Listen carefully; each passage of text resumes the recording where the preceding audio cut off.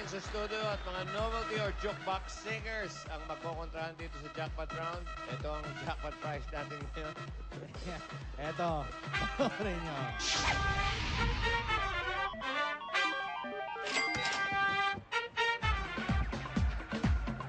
Hoy! 25,000. Alamin na natin ang first digit kina Diana at Alan. Dagdagan natin ang first digit yan. Amiga, wag mo muna buksan. Alan, ayusin mo nga yung polo mo, nakatuck in. No, no, Tama no. yan.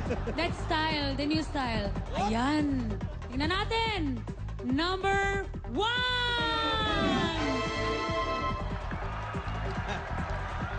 125,000 pesos. Wait. Ganun kalaki ang iyong jackpot prize pag nakakuha nyo ang sagot at pag hindi nyo naman nakakuha ang sagot, audience, 1,000.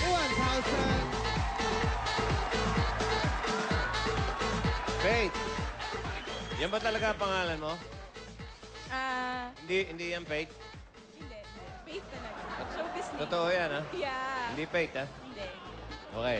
Tsaka, greet. Sino greet mo? Hello sa mami ko. Nasa Norway siya ngayon. Nagbabakasyon siya sa mga tita ko. And happy birthday sa road manager ko, Rochelle Sanchez. Happy birthday. Norway. Saan? Sa Oslo?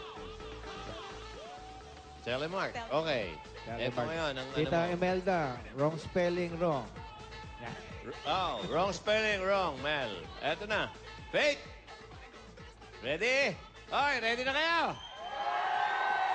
Ready na kayo mag-ingay! 15 seconds lang to, Faith, ha? Ready? Go!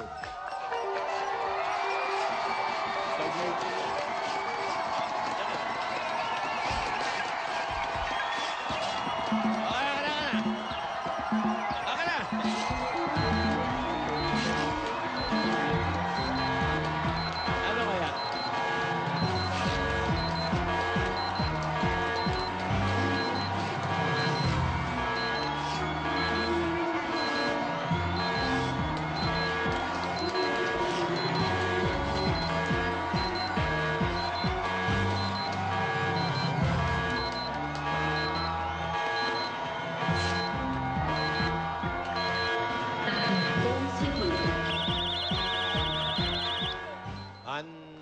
Handog.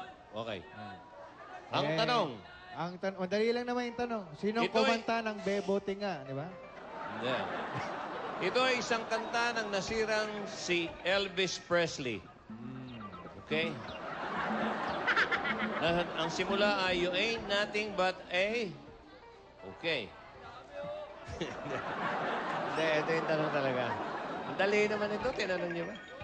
Parang kailan lang ang mga pangarap ko'y kay hirap abutin. Dahil sa inyo, narinig ang isip ko at naintindihan. Kaya't itong awiting aking inaawit, nais ko kayo ang handugan. Ito ay lyrics mula sa kantang isinulat at pinasikat ng Pinoy singer-songwriter na si Florante. Ano ang flip side ng awiting ito? Flip side. May ama-angal. Ano ang title ng kantang ito? Yun naman, no? Ang sabi nila ay Handog. Handog.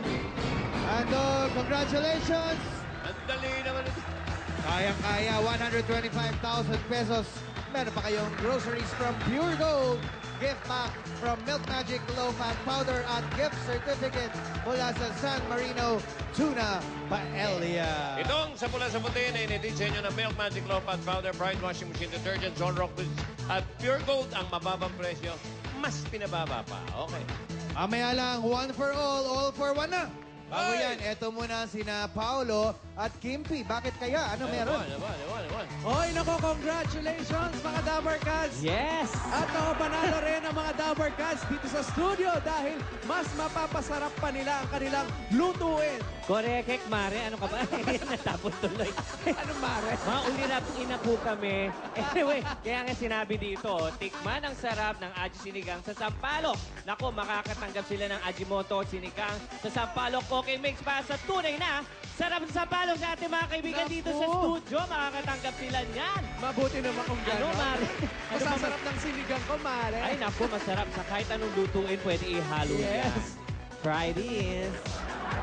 Eto na, dahil matitikman na ng mga Dabarkats natin dito sa studio, ang Ajinomoto sinigang sa sampalok. Ang sarap nito. Aba, alam mo sila lang matikim. Dapat tayo rin dito, may tikimang mangyayari. Teka. Eto kaya. Pwede. Eto. Pwede rin. Ah.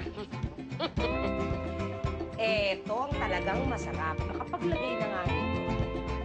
Ito ang tunay na panalo. Panalo talaga sa sarap. Itong sinampalukang manok made special with Ajinomoto Sinigang Mix. Ngayong Dabarkats na mga nanonood sa bahay, gusto nyo bang matikman ang sarap nito? At gusto nyo malaman kung paano? Panoorin nito. Mas magiging magana ang pagkain ng pamilya ni Mrs. Angelica Tagle sa ulam na panalo with Ajinomoto Sinigang Mix. Sumasarap talaga ang kain ng pamilya ko kapag may sabaw. Tamang-tama ang abot-kayang recipe natin, ang sinampalukang chicken sarap. Kasama ko si Chef Russell Bautista para turuan tayo. So mainit na mantika, gigisa lang tayo ng bawang, sibuyas, kamatis, luya, half kilo chicken. Then igigisa lang natin to hanggang sa mag-brown. Lalagay na natin yung ating water, ang ating siling haba, syempre yung ating isang pakete ng Ajinomoto sinigang sa sampalok. Kuluin lang natin ito at takpan. Hindi na kailangang magdagdag pa ng ibang seasoning, kaya mas makakatipid tayo. Habang kumukulo ito, idagdag na rin natin yung ating labanos, half kangkong. Then continuous lang yung pag-simmer natin ito. And then, pwede na natin itong iserve. Hindi lang siya maasim, napalabas nga pa yung lasa ng manok. Mga misis, gawin ding panalo ang ulam gamit ang Aji Sinigang. Timplado na ang sarap ng sinigang.